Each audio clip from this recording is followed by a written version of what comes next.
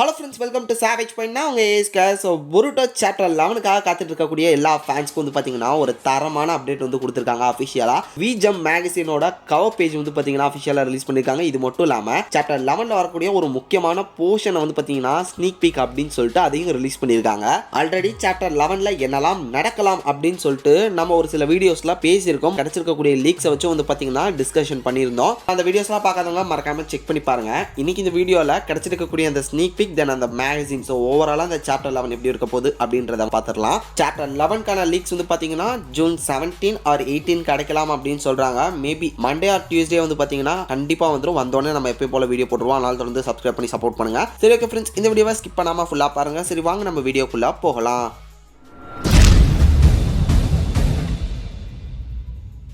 ஸ்டார்டிங்கே விஜம் மேகசினோட cover பேஜ்லேருந்தே start பண்ணிடலாம். ஏன்னா பொருட்டோ ஃபேன்ஸ்க்கு ஒரு தரமான சம்பவம் அந்த ஒரு பேஜில் காத்துட்டு இருக்கு. போன சாப்டர் நம்ம எல்லாருமே தெரியும், பொருட்டோ வந்து அவ்வளோவா வரல. ஹீமாவாரி அவங்கள ஃபோக்கஸ் பண்ணியே போயிருக்கும். ஹீமாவாரி, குராமா, தென் ஜீராவோட பேட்டில் இதை பேஸ் பண்ணியே போயிருக்கும். நம்ம பொருட்டோ வந்து பார்த்தீங்கன்னா ஒரு கேமியோ ரோல் மாதிரி தான் வந்திருந்தாரு. இதனால கொஞ்சம் நிறைய பேர் டிசப்பாயிண்ட் இருந்தாங்க. ஏன்னா பொருட்டோ வந்து செம்ம பவர்ஃபுல்லாக வந்து அதுக்கு முன்னாடி இந்த சாப்டர்ஸ்லாம் காமிச்சிருந்தாங்க. அப்படி பார்க்கும்போது இந்த சாப்டரில் பொருட்டோ ஏதாவது பண்ணுவார் அப்படின்னு எதிர்பார்த்த ஃபேன்ஸ்க்கு வந்து பார்த்தீங்கன்னா சாப்டர் 10ல் பொருட்டோட ஸ்க்ரீன் பிரசன்ஸே இல்லை. அது ரொம்ப கம்மியாக இருந்தது. சாப்டர் 11 அப்படிதான் இருக்குமா அப்படின்னு சொல்லிட்டு பயத்தில் இருந்தக்கூடிய பொருட்டோ ஃபேன்ஸ்க்கு வந்து பார்த்தீங்கன்னா ஒரு ஆனந்தம், மகிழ்ச்சி வந்துருச்சு இந்த ஒரு மேகசின் கவர் பேஜை பார்த்ததுக்கு அப்புறம். ஏன்னா பொருட்டோ vs ஜியோரா வந்து பார்த்தீங்கன்னா நடக்கிற மாதிரி இந்த மேகசினோட கவர் பேஜில் வச்சிருக்காங்க.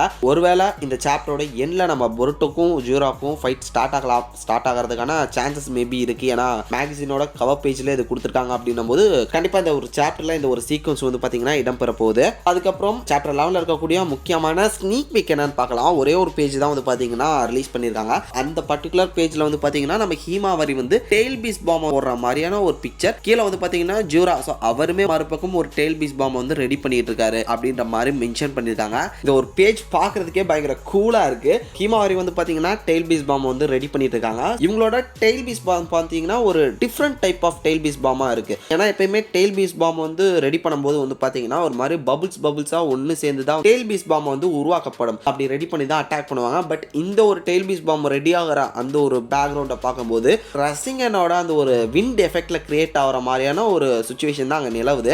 ஸோ அதை பார்க்கும்போதே நமக்கு நல்லா தெரியுது. விண்ட் சர்க்குலேஷன் மூலமா இந்த ஒரு டெயில் பீஸ் பாம் வந்து பார்த்தீங்கன்னா உருவாயிட்டு இருக்கு. ஆப்போசிட்ல ஜூராவை கிரியேட் பண்றதுமே வந்து பார்த்தீங்கன்னா அப்படிதான் இருக்கு. அப்படி பார்க்கும்போது இது ஒரு புது வகையான ஒரு டெயில் பீஸ் பாமா இருக்கலாம். ஏன்னா பார்க்கறதுக்கு கொஞ்சம் குட்டியா இருக்கு. ஸோ மேபி இது வந்து அடுத்த பேஜ்ல ரொம்ப பெருசா இருக்கிற மாதிரி கூட காட்டலாம். பட் இப்போ பார்க்கும்போது சின்ன அளவான ஒரு டெயில் பீஸ் பாம் மாதிரி தான் இருக்கு. பட் பவர் வந்து பயங்கர இம்பாக்ட்ஃபுல்லா இருக்கலாம். இந்த ஒரு பேஜ்ல நம்ம ஹீமாவரியா பார்க்கிறதுக்கு வந்து பாத்தீங்கன்னா கிட்டத்தட்ட நைன் டெயில் ஃபாக்ஸ் அப்படியே ரிசம்பிள் பண்ற மாதிரி தான் இருக்காங்க. உங்களோட ஹேர்ல வந்து பாத்தீங்கன்னா அப்படியே நட்டு நிக்குது. நைன் டெயில் ஃபாக்ஸோட ஒரு டெயில் மாதிரி வந்து பாத்தீங்கன்னா உங்க ஹேர் வந்து இங்க ஆக்ட் ஆகுது. ஒரு 9 வால் இருக்கிற மாதிரி அவங்களோட முடிகள் வந்து பாத்தீங்கன்னா ஒரு நைன் டெயில் ஃபாக்ஸா இவங்க மாறி இருக்காங்க அப்படின்றத வந்து காட்டுது. நல்லா இருக்கு அந்த ஒரு விஷயம். ஆல்ரெடி இதை வச்சு நம்ம நிறைய டிஸ்கஸ் பண்ணோம். இவங்க வந்து பேரியன் மோட் போயிருக்காங்களா இல்ல க்ளோக் மோட் போயிருக்காங்களா, இது இந்த ஒரு மோட என்ன அப்படின்றத வச்சு நம்ம நிறைய டிஸ்கஸ் பண்ணுவோம் நம்மளோட ப்ரீவியஸ் வீடியோஸ்ல. ஃபர்ஸ்ட் இந்த லுக்கை பார்க்கறதுக்கு வந்து நம்ம நருட்டோ இனிஷியலா ஸ்டார்டிங் டைம்ல போன க்ளோக் மோட் மாதிரி இருக்கு அப்படின்னு பேசியிருந்தோம். தென் இதுக்கப்புறம் வந்து பாத்தீங்கன்னா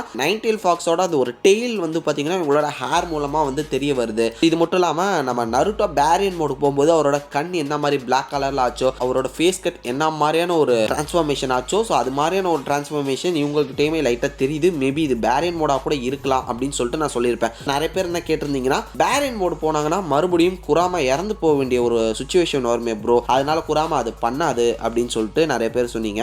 ஆக்சுவலா குராமாவே அதை கிளியர் பண்ணிட்டாரு. ஸோ அவர் கிளியர் பண்ணது என்னன்னா என்னோட ஃப்ராக்மெண்ட் ஒன்றை இருக்கு. இதன் காரணமா என்னதான் ஆனாலும் சரி நான் மறுபடியும் வந்துகிட்டே தான் இருப்பேன். என்னோட ஒரு சின்ன துளி ஃப்ராக்மெண்ட் வந்து உங்களுக்குள்ள நான் விதைச்சிட்டேன். இது மட்டும் இல்லாம நான் பர்டிகுலரா உனக்குள்ள வந்ததுக்கான காரணம் என்னன்னா நீ பிறக்கும் போதே என்னோட ஒரு விஷயம் வந்து உன்னோட பிளட் லைன்ல கலந்து நீ பறந்திருக்க. அப்படி பார்க்கும்போது நீ வந்து எனக்கு ஒரு ஹோஸ்ட் மாதிரி, நீ எங்க இருந்தாலும் நான் அது மூலமா வந்துருவேன். ஒருவேளை நீ இல்லையா, அடுத்து நம்ம நருட்டோ, ஹினாட்டா, இவங்களோட பிளட் லைன்ல இருக்கக்கூடிய புருட்டோ மூலமா வருவேன். இது ஒரு பிளட் லைன் வந்து ஒரு சைக்கிள் மாதிரி இருக்கு. ஸோ இது இருக்கிற வரையும் நம்ம குராமாவோட ஸ்மால் அமௌண்ட் ஆஃப் ஃப்ராக்மெண்ட் யார்கிட்ட இருக்கோ அவங்க மூலமா இது மறுபடியும் ரீபர்த் எடுத்துரும் அப்படின்றத குராமா கன்ஃபார்ம் பண்ணிருச்சு. அப்படி பார்க்கும்போது குராமாக்கு வந்து சாவு கிடையாது. இது மட்டும் இல்லாம ஆல்ரெடி பேரியன் மோட் யூஸ் பண்ணிட்டு நம்ம குராமா இறந்து போயிருக்குன்ற காரணத்தினால இந்த தடவை அதுக்கு ஒரு வழி பண்ணியிருக்கலாம். பேரியன் மோடுக்கு நம்ம குராமா இறந்து போகாம போகக்கூடிய அந்த ஒரு சுச்சுவேஷனுக்கு வந்து வந்து நம்ம குராமா ரெடி ஆயிருக்கலாம். லைக் எப்படின்னா புதுவிதமான அப்டேட்டா ஒரு அப்கிரேடட் வெர்ஷனா வந்து பாத்தீங்கன்னா இந்த ஒரு மோடு இருக்கலாம். அதே மாதிரி தான் இந்த ஒரு டெயில் பீஸ் பாமும் ஒரு அப்கிரேடட் வெர்ஷன் டெயில் பீஸ் பாமா இருக்குமோ அப்படின்னு சொல்லிட்டு எனக்கு தோணுது. ஏன்னா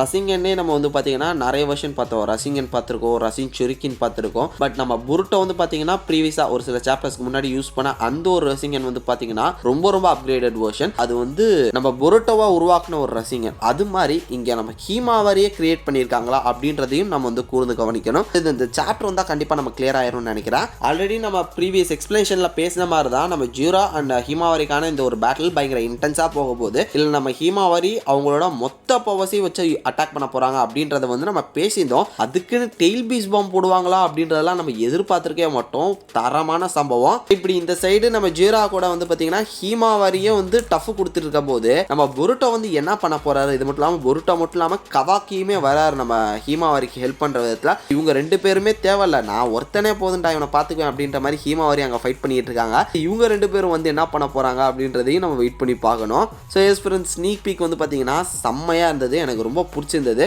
சாப்டர் கூடி சீக்கிரமே வரப்போகுது. ஸோ யார் அந்த சாப்டர் 11க்காக வெயிட் பண்ணிருக்கீங்க மறக்காம கீழே கமெண்ட் செக்ஷன்ல மென்ஷன் பண்ணுங்க. தென் இது மட்டும் இல்லாம கமிங் சண்டே ஈவினிங் நான் வந்து லைவ் வரலாம் அப்படின்ற ஒரு ஐடியாலே இருக்கேன். அதனால கம்யூனிட்டி போஸ்ட்டை வந்து ஃபாலோ பண்ணுங்க. ஸோ ஒருவேளை டைமிங் வந்து பாத்தீங்கன்னா நாங்கள் அதில் வந்து போடுவோம். ஸோ என்ன டைமிங்க்கு வரேன் லைவ் அப்படின்றத வந்து அதில் நாங்கள் அப்டேட் பண்றோம். இப்போ வரையும் வந்து பாத்தீங்கன்னா சண்டே கன்ஃபார்ம். ஸோ எப்போ போல நம்ம வந்து டான் லைவ் வந்துருவோம். ஏன்னா ரொம்ப நாள் ஆச்சுல லைவ்ல நம்ம பேசி, அதனால தான் ஒரு லைவ் டிஸ்கஷன் ஒன்று போட்டுடலாம் அப்படின்னு சொல்லிட்டு லைவுக்கு ரெடி ஆயிருக்கோம். அதனால சண்டே மிஸ் பண்ணிடாதீங்க. சரி, ஓகே ஃப்ரெண்ட்ஸ், இதே மாதிரி தொடர்ந்து நிறைய இன்ட்ரெஸ்டிங்கான வீடியோஸ் பார்க்கறதுக்கு மறக்காம நம்ம சாவேஜ் பஞ்ச் சேனலை சப்ஸ்கிரைப் பண்ணி அந்த பெல் ஐக்கனை ப்ரெஸ் பண்ணிக்கங்க. அடுத்த ஒரு இன்ட்ரெஸ்டிங்கான வீடியோலாம் நாளைக்கு மீட் பண்ணுறேன். அது வரையும் tata bye bye, take care from A Square.